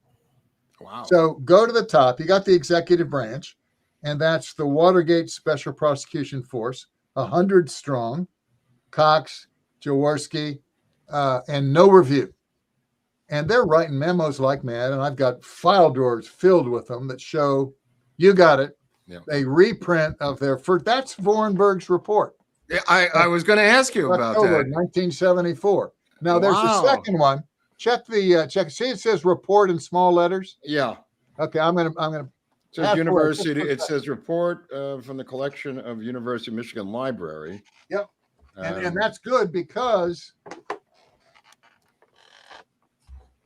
my actual report from that date is absolutely falling apart. So the folks at Michigan have very nicely produced a brand new one, and it's just photocopies of these pages. Now these are good too, right? These 3-part. You're moving too fast for me. Sorry there, old timer. This is October 75, but it didn't go out of business then. There's a subsequent. You got to get the next one. Okay, which one is this now? It's reprinted. I got to get the final report. Okay, yeah. Okay. Right on. So you go look for it. Okay? I will. Then Somebody in the chat will find it. Now put your other book back up. Okay. Put the chronology. Right. Okay. Now, what happened with that? I don't have that. I gave my copy of that to somebody else. Okay. They published it in 3 volumes. Okay. It's by It's by Congressional Quarterly, and they started producing a weekly report on the developments. So if you want to go back and you want to know what the LA Times said about Butterfield's, yes, they got it. I do. And what makes it so cool that it comes out 3 paperbacks, okay? Mm-hmm. But later they published a hardbound of all 3 volumes integrated together. Oh, mucho dinero. Yeah, $300. $420 now, bro. Yeah, probably. Okay. Yeah. What is so helpful about this is there's a single index. Yeah. See, with the 3 volumes, you got to go back and forth and back and forth. No, that's what I'm doing. You want to see Clark Molinoff. I want to see Clark Molinoff. They'll show you every time. Okay. Every time. Is Clark Molinoff a miniature Edward Bennett Williams? No, not even close. Okay. He's not a trial lawyer. Right. But he is a lawyer, isn't he? Yeah, he's a lawyer. He's a lawyer. Okay, all right. Because he's lawyer journalist combo. He's a journalist. He's a law school graduate who specializes in journalism. But he wins a Pulitzer, Geoff, doesn't he? Or he wins a Pulitzer for his reporting on labor corruption. Okay, that's where he gets to know Sirica. Right. Now he also did a weekly column for the Register. And if I were to get up and walk over to my file cabinet, let me see if I can do this. Okay, go ahead. You could. I'll keep asking you. Was he fired by the Des Moines Register for using people's tax returns? You see those lateral file drawers? Yeah. Those are all my documents. Okay. I showed you the books. Well, the plumbers will be in there at some point tonight. Oh yes. Oh, they're there. Yeah, that's Clark. There's Molinoff. Yeah. He's in Nixon's press conferences. He's got this bold voice, and he's 6'4", and he asserts himself. Wow. And the hatred is palpable. Well, when he's counsel to the president, okay, special counsel, that 10 months. It turns out, and I was talking to the guy that was president of the Des Moines Register, and he also owned one of the farm teams for the Chicago Cubs. And he wrote the Peoria Chiefs. Could be. And he wrote something and said, "I've had a great career. I did this, I did that, and I fired a Pulitzer Prize winning reporter. So I wrote him, and this years ago, and I said, tell me about this. And he writes back and he says, are you writing a book? And I thought, oh, I'm going to lose him. I said, yes, I am, but it's not about Clark. Oh, yeah. It's about Watergate. And he says, well, here's my recollection of what happened. When Clark was on the White House staff, he got the IRS to send him tax filings on particular people. And this at one point was became public that he had asked, and there were, I don't know, 20 personal filings that he had assessed. Mm-hmm. And the story didn't go in any further, but I looked into it, and they turned out to be people he didn't like. Oh, boy. So it was either people he tangled with before or people being reviewed by his colleagues at the Washington office. Either way, criminal. Either way. Out and out criminal. Yeah. Loretta Lynch before Loretta Lynch. You got it. Well, there was the something before that where some kid in the Clinton White House had 21 tax returns from Republicans. Wow. And you know, and the other side seems to be able to make these things go away. Right. But he said they confronted Clark, and Clark said, "You can't touch me. I'm a Pulitzer Prize winner." And he said, "Well, yeah, we can. You're fired." Wow. So that was, what it Wow. shows. It's you can almost count on it. People who get involved in these huge political fights, that they live in glass houses. Yeah. And you need to be very careful. We learned that with Fannie Willis. I mean, Yeah. be careful before you come out and start Absolutely. saying stuff. Absolutely. Yeah, you will be investigated too. Yeah. Let me ask something. My impression of this is that you guys were outgunned legally. Oh, without question. Okay. Yeah. Let me explore that for just a second. Yeah. Then I want to curl back to Kennedy. The Irvin committee is first up, and they have 30 lawyers. The Watergate Special Prosecution Force is next up, and they have 60. Wow. The top 17 of those worked together in the Kennedy-Johnson Department of Justice. They're top lawyers. And the House Judiciary Committee's impeachment inquiry has 45 lawyers. Against that, we don't get the Department of Justice. They got 1,000 lawyers over there, but they say we can't help you with Watergate. Wow. Now, we talked about the Saturday Night Massacre. Yeah. Cox gets fired because we say you can't ask for any more tapes.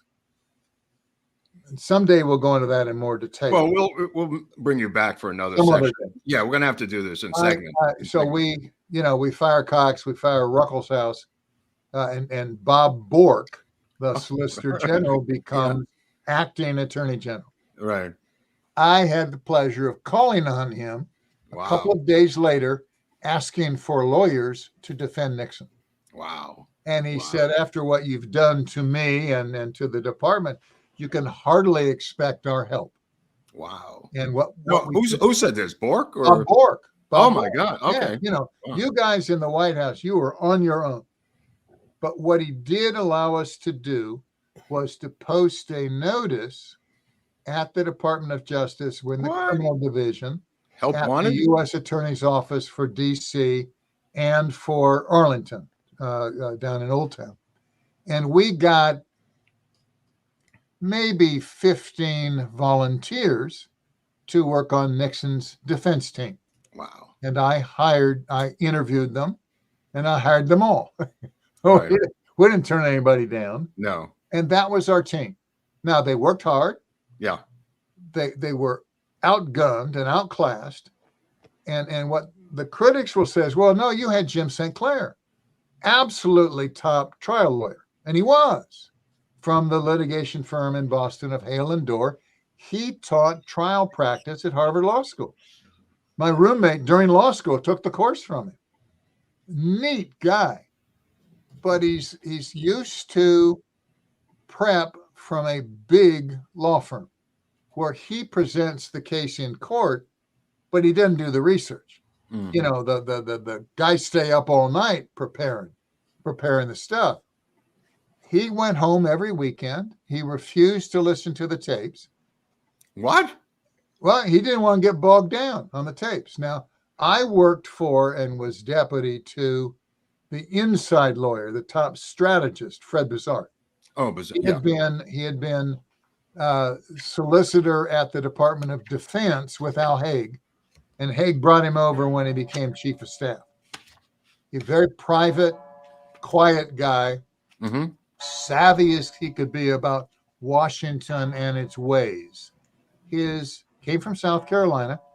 His daddy had been Strom Thurmond's first law partner. Wow. So Fred grew up with the Democrats and the Congress and all that kind of stuff. Mm-hmm. When Thurmond, he converts to be a Republican, but he was a Dixiecrat. Dixiecrat. Yeah. When he did that filibuster in 1965 against the civil rights law, he was allowed one staffer on the floor with him. That was Fred Bizarre. Wow. So you had this genuine son of the South defending Nixon. Hmm. And his deal, he told me this, his deal with the Southern Democrats, they're all committee chairman because they keep getting reelected like mad from Seniority South. goes They're back conservatives to the Civil War. Well, but a whole bunch of them, Yeah. they would stick with Nixon as long as Fred could assure them nothing on the tapes was unambiguously illegal. Mm. Okay. Mm. So Fred is dwelling on these tapes, and they're tough to hear. And they're tough to understand. Do you have the blue book? I have the blue book. So on April 30th, it's just coming up, Hold on, Professor. Hold on. Let's see which one. Oh, that book. Okay, that I don't have. Oh, these are the transcripts. Okay. We, in an act of desperation, on April 30th, 1974, that's 5 days from now, we published transcripts of 48 conversations, which we believed described the Watergate situation. Okay. And showed you what Nixon had done and what he hadn't done. Is this available? Can I get access to that, or? Yeah, if it is submission of recorded presidential conversations to the Committee on the Judiciary. You could go on Amazon. They may have a copy or two. Okay. Be careful because that's 50 years old. Right. Now, the New York Times and the Washington Post immediately reprinted. Oh, yeah, that I have. Yeah. So you don't pay the same between the two. No, I know. Yeah. You can hardly read this. I know. Yeah. So we pulled out the swear words. Right. When you say swear words, you mean which particular words that Nixon would use a lot, or Nixon was embarrassed to have evangelicals here, or? Yeah, no, you're right on top of it, my friend. Because we pulled them, most people think he swore like a fishwife. That's what Johnson did. Nixon was not an inventive swearer. Mm. When he felt strongly about something or wanted to emphasize something, he would say, "Goddamn." Mm. Take the goddamn chair and get it out in the hallway. Mm-hmm. And he said it so often, he forgot he was saying it. So we go to publish the transcripts. Okay. Now, in these 48 conversations, I believe he said shit once. And he said that Colson, he has the balls of a brass monkey. Mm. Okay. That's it. No other instance. Wow. But he really became worried about goddamn, because that's using the Lord's name in vain. Tell me about it. And he's worried about his mother, his sainted mother. Yeah. And he says, got to pull it. So I go through And then I go to Bizarre. I didn't speak directly to the president. And I said, he's taking an adjective away, and they're going to think it's the F word. And that's really bad. Why don't we say, take the blank damn chair? Wow. That went back up the chain. I got you. Right. Okay. Comes back down. Nope. Whoa. They'll know what I said. Oh my God. So he could have made the judgment, and this is, Nixon's a savvy guy. Oh my God. That the people who are with him to the end are the evangelicals. Yeah. And if they figure out what he did, that could be worse than using the F word. That's his base, right, Geoff? Yeah. That's what he. So Yeah. he goes out to the world, expletive deleted. Yeah. Now we thought the transcripts would show John Dean was incorrect. John Dean was saying stuff. Hold off on John Dean, because we're going to have you back just to talk about John Dean, Geoff. Wow. So I didn't want to get into John Dean today. That's a whole episode. Okay. All I want to say is, by publishing the transcripts, we thought we would control the narrative because it's there. Yeah. Nobody reads them. And what the press did, they pivoted and they said, well, he's petty, he's vengeful, and he's unpresidential. And that became the new narrative. So the facts went out the window. And if they would have heard the same thing from LBJ, it would have been off the charts. LBJ taped. Yeah. He didn't tell the public that. Jack Kennedy taped. He taped his sexual escapades. Yeah. Eisenhower taped. Oh, I didn't know that. Eisenhower taped. Johnson taped. Right. Johnson loved to tape phone calls when he was rewarding senators and congressmen to get their vote, because we could do earmarks in those days. So he and then he would play it. He didn't care about saving it. He would play it for the staff. Look how I gave him a post office. We got his vote for a goddamn post office. In any event. Any event. This has been over an hour with you, so I want to let me curl back to. Go ahead. Okay? Yeah. Okay. So there's no meeting. Remember my triangle? Yes. Okay. It keys off of a lot of the Senate Judiciary and the Irvin Committee, and that's all Kennedy. And then you've got the judges, and we know Sirica and Gazelle and the appellate judge, David Bazelon, were meeting secretly with the prosecutors. Right. So it is just as improper as it can be, but it was covered up. It was covered up. Imagine if 50 years from today, you found these prosecutors were all coordinating and getting advice from a central facility. And I can tell you what the facility is. If it's true, it's the same facility that facilitated the Steele dossier. Okay, there's a law firm that has a lot of lawyers that represent Cohen Perkins, or the well, it used to be called Perkins Coie. Perkins Coie, yeah. But it was the Washington office of Perkins Coie, and they parted ways with the head who was doing this, a lawyer named Mark Elas. And he set up his own firm. He took 45 lawyers with him from the Perkins firm. Perkins is the biggest law firm in Washington State. Right. And this became too controversial for them.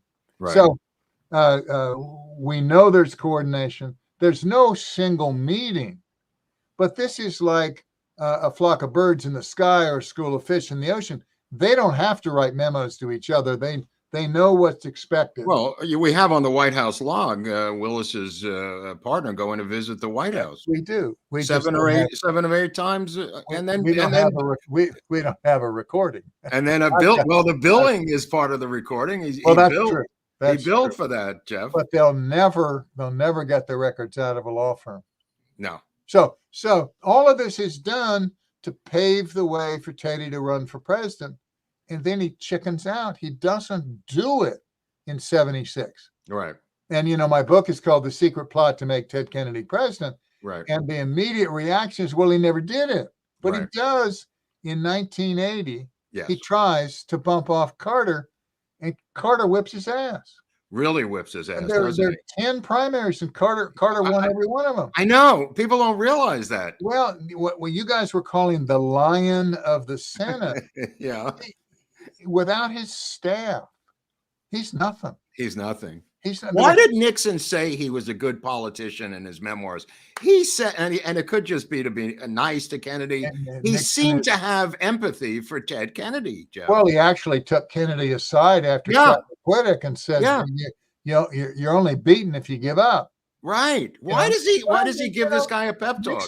Nixon's a class act. Yeah. That was my takeaway too. He really liked Jack Kennedy. Yeah. Nixon. I don't think he liked Bobby, but he really liked Jack. Well, he sees Ted Kennedy. This is from his own memoir. Says he looks sullen, he looks emaciated, he looks weak. Yeah, well, right after Chappaquiddick, Jeff. I mean, if you murdered a girl, you'd feel badly too. He couldn't eat. He looked guilty. I don't know. He's wearing that fake neck brace. The neck brace. Sometimes I wear that neck brace when I want sympathy. I mean, everyone should wear it. But I mean, he seemed to have a place in his heart that Ted Kennedy. And I read in numerous sources that they couldn't believe that McGovern was the real nominee. That how could this be? I don't know if you remember that far back, but McGovern was a progressive. Yeah. Oh, he loved it. And what we said about his campaign, it was acid, amnesty, and abortion. Well, he says, I'd rather be a beggar than a bomber. Yeah, but remember this. You got to go way, way back to McGovern. That was before Roe v. Wade. Yeah. So abortion was fought out at the state level, and McGovern was, abortion on demand. Mm-hmm. Acid, Timothy Leary, and LSD, and all the psychedelic drugs. Wait a minute. What are you saying here, Shepard? Yeah. And amnesty was forgiving the draft dodgers. Right. Because in the Vietnam War was tearing us apart. Well, the prosecutors came to us. Right behind, you can't see it, but I have a picture of me with Ford working on the pardon for the draft dodgers, because the prosecutors came and said, we can't get convictions. When these guys come back, the juries won't convict. They've been on the lam for a long time. And they're happy to forgive them. So let's issue a blanket pardon. What McGovern wanted and the kids wanted was to be told they were right all along. Right. And that really got going in the campaign. Acid, amnesty, and abortion. Wow. And well, he also wanted to leave the MIAs behind. He didn't give a shit about the POWs. And this high, reedy voice of George McGovern, South Dakota. And he says, I'm going to raise your taxes. Wow. And Biden has all but said that. Yes. We're, you reelect me, and I can promise you, we'll be. No, he did say it. He did say it. Well, McGovern he said the Trump cuts are gone, and then the White House offered a clarification. Right. Well, Jeff, we have to have this in segments. It's too big to digest in one show. So why don't we regroup, and we'll figure out doing it just a John Dean, for instance, or we'll take it in bites. We'll take it in bites. Well, I feel badly for your listeners, but well, okay. We should do one thing. We really should. And what's that? We should encourage them to go on my website. Yes. Because my website, I mean, they're the books. The books take up a lot of time and all that. Yeah. But the website is designed to teach. Yes. It's not designed to sell books. Yes. So the documents are there. The time frame is there. The chronology, all that stuff. And if you really get into it, if you scroll down on the homepage, there's a 9-part segment with Hugh Hewitt. There's a course I taught at Temple. Oh, I've seen that. I love that. I love that. We'll catch up, but there's a huge amount of detail. Give them the name of the website, Jeff. We'll put it down below in our links. I just put it in the comments. ShepardOnWatergate.com. Oh, very good. You got to spell Shepard correctly. Yeah. Well, I copied it from the URL. Well, that's good. That's a good start. When you go to law school, which you guys missed. Yeah. The old bulls, that particularly at Harvard, the really famous, prominent experts, their case book was always their name and the subject. Shadbourne on evidence, Kasner and Leach on real property. What was Prosper Dersh? on torts. What was Dersh? Well, he was just a kid. It was the first year he was teaching. Right. He didn't have something published then. No, but I mean, later on, was he? What was his? I don't know if he has Dersh on criminal law, but Okay. that's All where right. my name comes from. Shepard on Watergate. See, it's like I'm teaching about Watergate. Okay. Well, you have taught us today, that's for sure. Well, you're more than caught up. I mean, you're really on top of this stuff. I don't want to look like a schmuck in front of the professor. Do you have any life? I don't have another life. No, this is it. This is the only one I've got. Well, that's good. That's good. You keep reading, and I'll be back on your program. Oh, thank you, Geoff. Thank you for coming by. This is amazing. It gets me so jazzed, Geoff, because I was alive and functional at the time. So well, I'll be awake all night thinking of more stuff. Okay, all right. Well, let's work on John Dean next time, because that's a big chunk of your research. He's not my favorite guy. I know. That's why I wanted you to, just vent. Well, we will return with John Dean. Thank you so much. Okay. Geoff Shepard, ladies and gentlemen. Bye-bye. Thank you, Geoff. Thank you. Thank you so much, Geoff.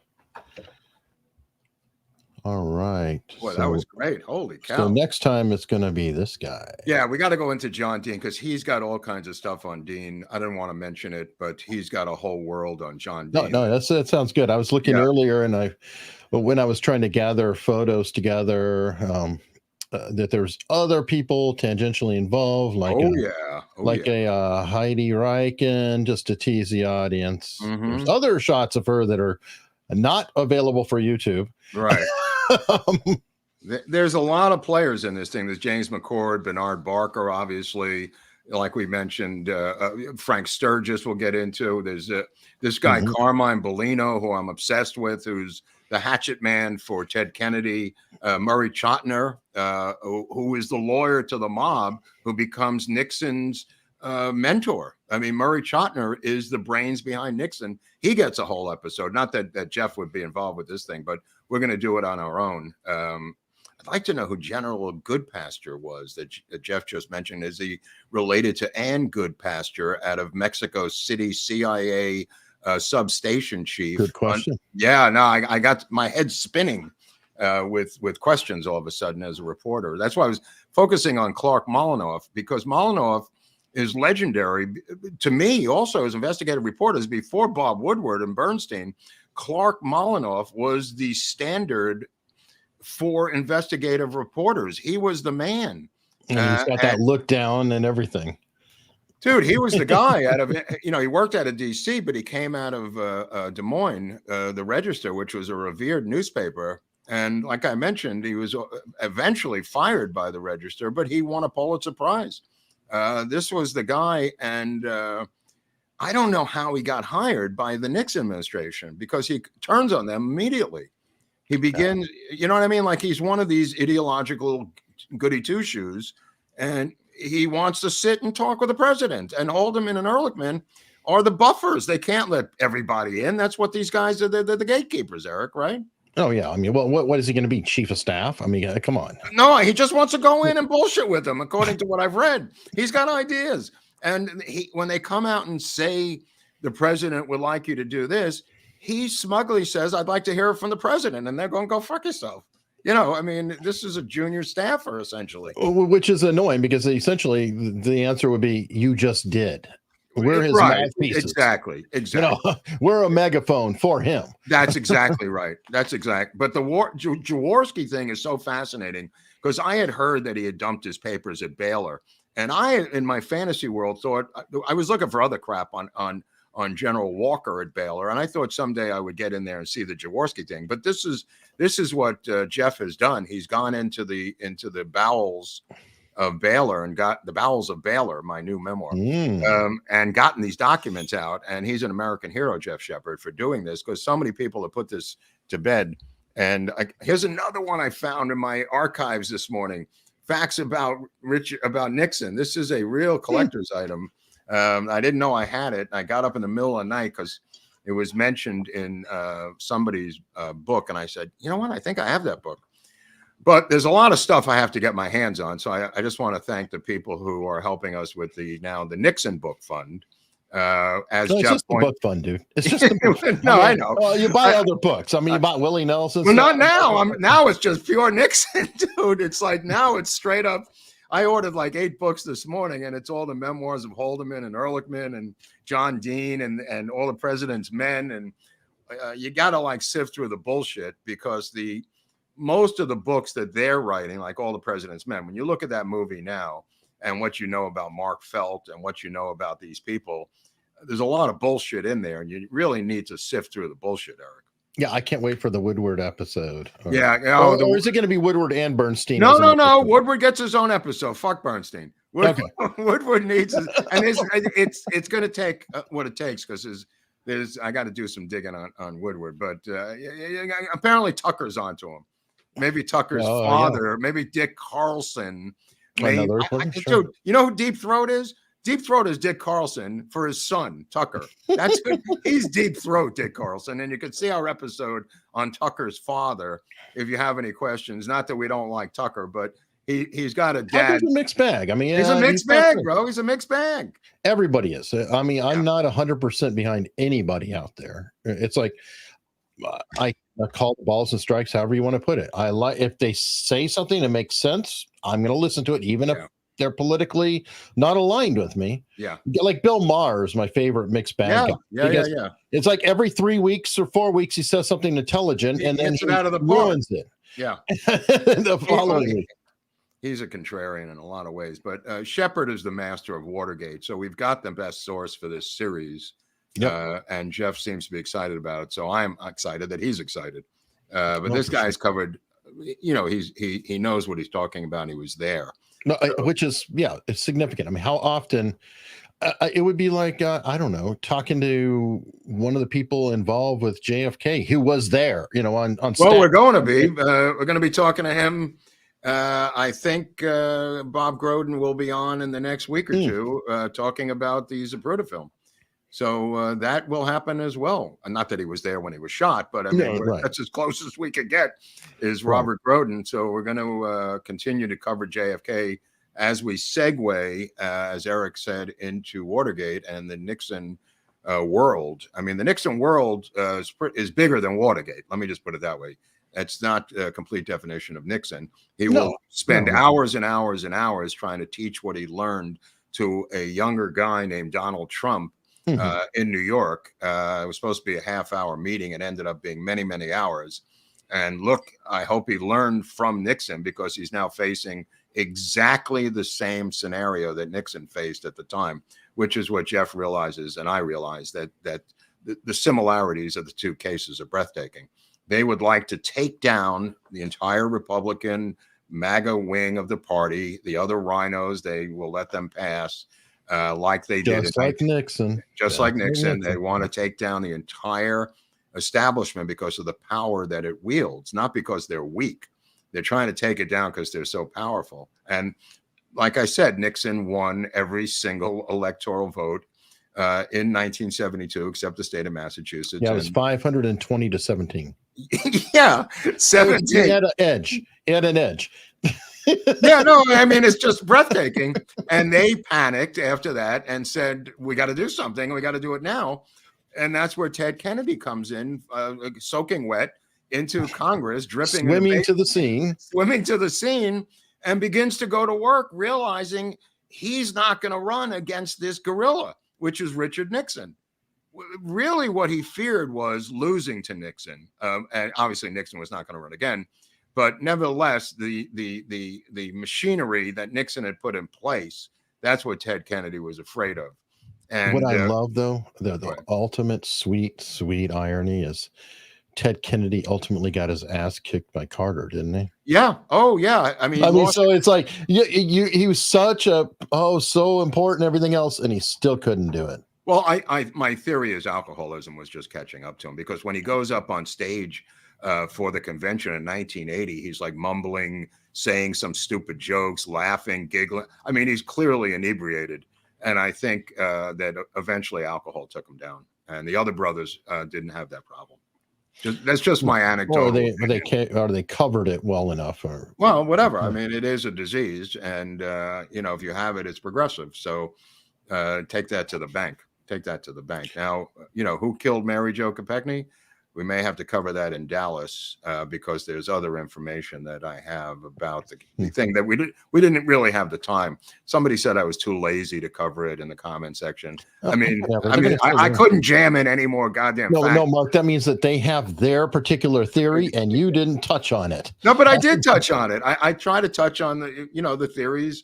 The pregnancy thing. Yeah, the pregnancy thing, and that, Rosemary Keogh was in the car, left her pocketbook. Maybe Mary Jo was asleep in the back. She was clearly had a lot of alcohol in her system. I mean, Kennedy didn't swim. I can only cover so much. I don't know how much more I could go in terms of, aliens from outer space did it, but we'll never know. We'll never know because they covered up so much stuff and had so many people lie under oath or not under oath. I mean, and so many blunders by the prosecution, and the fact that they controlled the state of Massachusetts with its tiny little amount of electoral. I like how Geoff said their cover-up worked. Yeah, theirs worked. Ours didn't. I like how, but I mean, I like that he's being open about, you're doing shenanigans here, but theirs are worse. The smoking gun tapes were erroneous, misinterpreted transcripts that he talks about. We'll get into it a little more as Geoff comes back on the show a few more times. But there are such misinterpretations of what happened that I was completely deceived. I mean, I didn't know. I thought it was an open and shut case of the cover up, and he ordered the break in. Well, yes, it was, Mark. It was perfectly framed, open and shut, and put a cover on it, print and sent. I can raise $1 million. We can raise that money for Hunt. I know we could get $1 million somewhere. I mean, there's all kinds of stuff and a lot of comedy involved, especially when I was, years later at Lampoon. It was still, Nixon was still a comic joke for many people, but we're going to begin to explore that as we go down the 50th anniversary of why I wanted to do this of 1974 in the spring and into the summer. That's really, for me, the bulk of Watergate historically. I know it starts in 72, but really it's the 1974, and this is the resignation. I mean, of course, no, everything's in 74. Yeah. I mean, to me, this is the 50th anniversary of Watergate, and that's why I wanted to do this series and segue from Kennedy into Nixon. All right, well, let's go through some input here. Lisa Strasborough is a new member. Thank you very much. And Pamela Clifton here with her favorite Kennedy, RFK Jr. Happy Tuesday, guys. Always an awesome episode. And Pasha picked up on what I was saying, that, Ted was the lion of the Senate. Oh, I get it. That's why I said L-Y. Geoff was laughing in the background. But Oh, that's funny. Yeah, he was the lion, all right. B-Man said they're afraid that RFK Jr. might open the files on the assassinations. I don't know if they're really afraid of with his RFK Jr. I don't see any path. When he wins the state of Utah, from which state does he win? I just want to know which state he actually wins in terms of electoral college votes. Does he win Utah, where Trump got 85% of the vote in Utah that he's registered to vote in? He's registered. He's on like 6 ballots right now. Right. I really can't. What state does RFK win?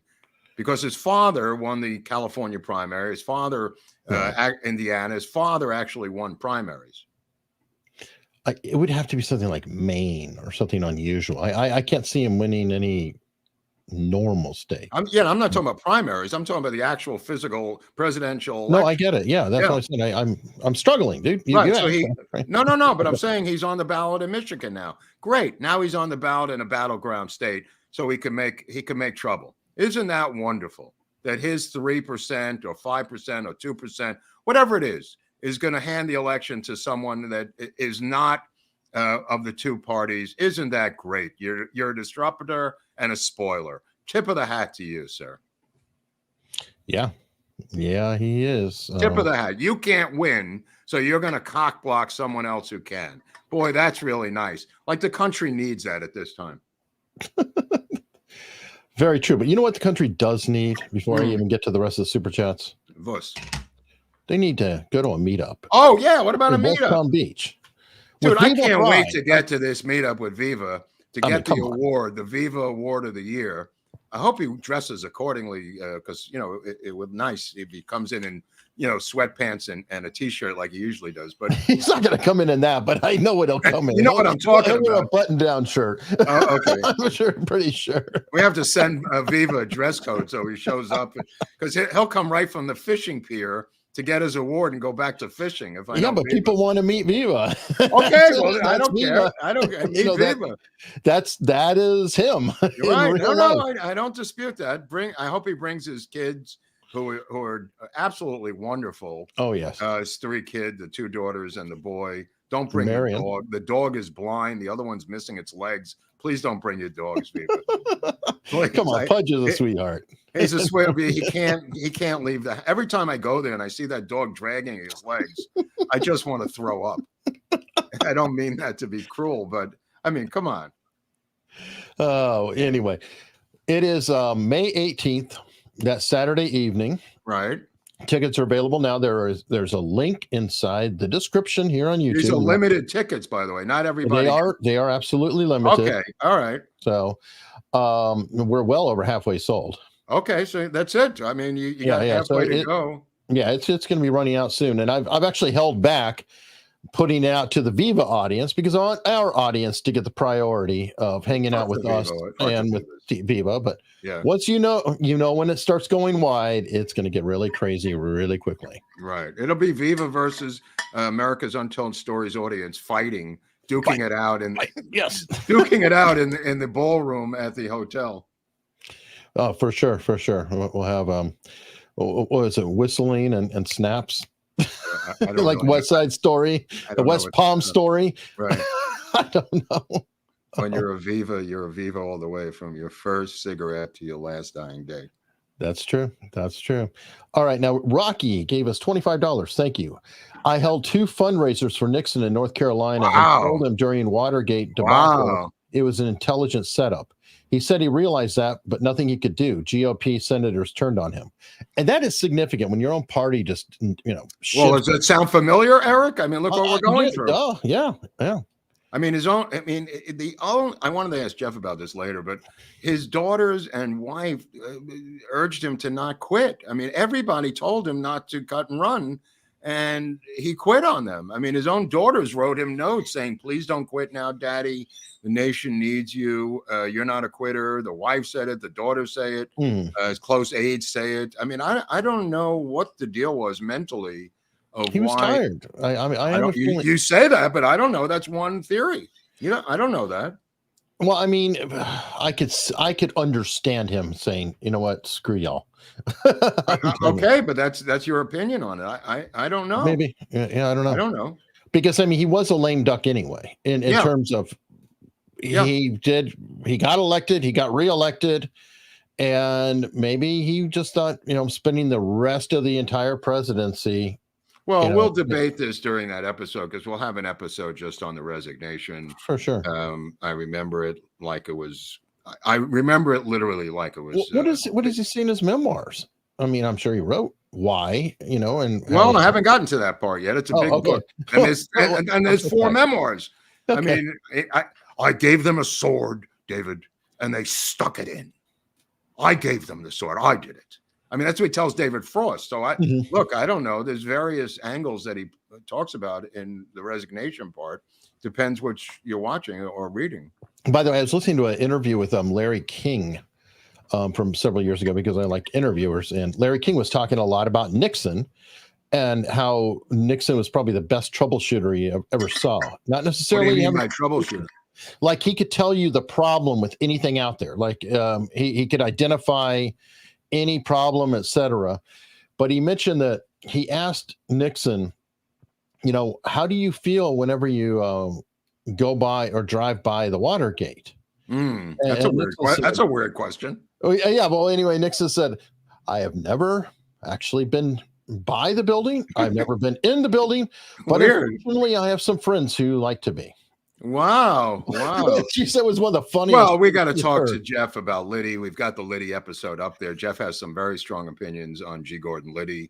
So does King, by the way. Larry King said he loved G. Gordon Liddy. He expected to hate him, and when he met him, he actually just loved the guy. Well, there's two different parts of Liddy. There's the personal part, and there's also the crazy Liddy, who was hired by John Dean. I mean, the whole thing, which we'll get into, I don't want to talk about it now, is John Dean was the guy in charge of these people, not Haldeman, not Ehrlichman, not the president. They had no idea what was going on. John Dean sees that he's trapped like a rat, and his testimony keeps getting altered by himself as he tries to finger Haldeman, Ehrlichman, and John Mitchell. And that's where the whole thing begins to unravel. It's because Dean realizes that he's trapped because he hired these guys. He's the guy who's in charge, ostensibly.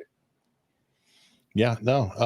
What all a right, weasel. Mo Bishop says we could use more Republicans like Nixon today. I don't know if I could serve any longer. I like that, Mo, but I don't think I can continue to serve at this level. I appreciate it, though. All right. This is a good one. Sea-Wave Drive. That judge looks like he can be Marshawn's dad. He does. That's interesting. He does. Yes. Sirica looks like a psycho, bro. He's a total psycho, Sirica. He's got that blue tinge. I was like, yeah, I think he started out as a boxer. He did. And he was friends with Jack Dempsey. Oh, yeah. Okay. Then we're on the same page. Okay. I was trying to find a picture of him as a boxer just to, but I couldn't find it. Find it by the Sirica episode. You got a couple of days. Well, okay. Yeah. No, I mean, we'll do an episode on it. Sirica. Just keep it in your personal file. He rewarded Massachusetts by removing shipbuilding contracts from their naval yard. That's funny. That's funny. I love Hecklefish. Hearing Groubert say my username last time had me so excited I could have humped my own leg. I didn't, but I could have. You two are awesome. Thank you. I mean, I think Viva said he caught a hecklefish off the coast of Boca the other day off the USS Hecklefish, which is the boat that he goes on. He rents it out occasionally for bar mitzvahs and stuff. But Hecklefish can ask Viva directly if he's ever caught a hecklefish at the meetup. Yeah, and if he loves hecklefish. If he loves hecklefish. I had gefilte fish yesterday for the Seder. I actually led the Seder last night. I've never done that in my life. It's very, very tense. You don't want to screw this thing up. They got a lot of rules, these Jews, on how to run a Seder. And there's a book, and I had to be in charge. What's that? What is that? Oh, sorry. I'm sorry. I'm the resident non-goyim or whatever you call it. A Seder is the traditional Passover dinner, the first or second night of Passover, which is commemorative by Jesus, who was eating the Last Supper, is his Passover dinner meal that we celebrate last night. The Last Supper, just to give you a Christian angle to it, is Jesus having a Passover Seder meal on Passover back in the old days. So Passover is the angel of death passing over the homes of the Jews and smiting the firstborn of the Egyptians. And it celebrates the escape from the bondage of slavery from the Pharaoh by the Jews, led by Moses back in the old days. And that's what the meal's about. It's about escaping from the bondage of slavery. So it was very emotional because of what we're going through. I kind of lost it at one point because it got a little bit too close to today and what's been going on in the country and in Europe. But we pulled it off. And gefilte fish, not hecklefish, was on the menu. So we had gefilte fish and chicken and some other things. There's a lot of ritualistic stuff, as the Jews know, for the Seder. It's very old. Okay. Basil Beshkov said Kafka-esque style justice. Yeah. In which case, now or then, or both? Yes. Well, you look at the grand jury, which I didn't get into with him. We can get into next time. The Watergate reporters, Woodward and Bernstein, famously infiltrated the grand jury and began to interview grand jury members, and they got caught and they had to go face Sirica, but they extracted information which they deny they ever extracted, that they ever gave them anything. This is one of the most egregious violations of the grand jury process in any major case that anybody's ever heard of Woodward and Bernstein infiltrating the grand jury, which we'll get into with Geoff Shepard at a later. Or what about what he was describing too, though? Like, could you imagine being part of the legal team and then all of a sudden grand jury testimonies coming at you and it's allowed? It would be, caught so flat-footed by Well, all the manipulations behind the scenes. Edward Bennett Williams had to go to Sirica to apologize on behalf of the Washington Post because of Woodward and Bernstein violating the grand jury procedure. So there's a big story right there for another episode. Awesome. Scott Binbow went to Mexico to help with my buddies. Tour company, 11 conditos. Mexicans are crafty. Only 4 were logged in. Not giving up any ghost subscribers campaign. What is this all about? I don't understand. No. He's out there getting us subscribers. Okay. I'll take Mexican subscribers. We'll take them from Nicaragua. They're probably Mexico, hardworking. Honduras. They're hardworking subscribers. That's right. I mean, Mexican subscribers. Absolutely. We love having them. Mad Scientist, member of 13 months and also a moderator. Awesome guest. Another great show. That Wrench is a moderator. Yeah, that Mad Scientist puts down the links throughout the program. Oh, very good. Thank you. And knocks some people, Wow. like times out people if they're getting a little crazy or shouting or screaming or, that kind of Yes. stuff. Excidius. I remember a bumper sticker from way back. Don't pull out dick in the middle of a screw. Vote for Nixon in 72. Is that real? I mean, it sounds like it would be so risque for the Nixon That election. could have been a third party who just did it because they. Good point. Good point. Could be. Pinochet's helicopter tours. Oh my God, Mark! I demand you confirm my headcanon bias. What is a headcanon? Headcanon bias. What does that mean? I think I demand you confirm my headcanon bias. I think that's. Dude, I'd love to, but I don't know what it is. I think it was just talking about how earlier when you were saying that you don't say the person's pet theory, and I think they're just ripping off of that possibly. Yeah, 727. So when you were talking about Chappaquiddick, you were saying I couldn't get into every theory that was out there. I think this is joking on that. Oh, I see. Okay. All right. Dave Dickens is a new member. Thank you very much. Wait, he's not the same as the other guy. No, that's Dickens. Dickens' son. Okay. Jenny's getting inky with it. Have either of you heard the Bob Rivers song Teddy the Red-Nosed Senator? I have not. I don't know who Bob River is, but thank you for the $5, whoever Bob River is. I would like to, that would be fun to hear. And if you're on Locals, please post a link to it or something. I won't do it on YouTube. About the lyrics. I assume it's like Red-Nosed Reindeer or something. I'm sure. Really? You're really sure? Okay. It's a guess, but I don't know. Okay. All right. Red-Nosed Senator, Red-Nosed Reindeer. Yeah. Could be. It implies. Randy H with $20. Thank you very much. I do appreciate that. Question from Lynn Harder. Do you think Trump will make it through the political prosecution and be elected? No. I don't know. Well, we'll see. I mean, it's just... Barnes thinks he's not going to go to jail, and he's not going to be incarcerated, and he's going to win the case, and he's going to be reelected, according to Robert. So I hope he gets. I hope so. I hope all these things come true. Or well, actually, let's hope the last one comes through. I don't know how he gets through this case without being convicted by 12 jurors. I mean, they're hoping on a prayer that there's one hung juror. That's that true social guy. One person's a true there's like social the one follower. guy. I mean, that's your whole defense, is that you're hoping one guy will fight off 11 others, and they're not going to browbeat him to death in that jury room. That's some hope. That's a Hail Mary from hell. Yeah. That dog's not going to hunt, my friends. Those 12 are going to convict, and I think you get remanded to custody after that. Yeah, it doesn't look good. I mean, why don't you ask the CEO of Trump of the Trump company how Rikers Island looks? Diffuse 56. Nixon stopped big oil from gasoline price gouging. Suggested that people not drive on Sundays. I don't know about that, but okay. Yeah, it's a question for Geoff. I don't know about that. Yeah, I didn't know that policy. But that wraps up this portion of the show. Really? Well, we are going to head to local. Wait, hold on. Can they subscribe to the channel before we leave? Well, they can. I'm sick and tired of looking at this 109,000. You lowly pieces of human. Well, we tend to charm as we're requesting.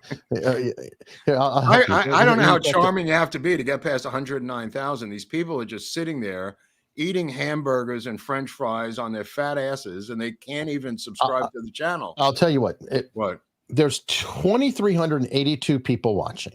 Okay, right? maybe 300 could do it out of 20. No, if 88, only 88 of these people were to subscribe right now, we would be at 110,000. Oh, okay, that's something. So 88 of you right now. Look down. Are you subscribed? If you're not, why not?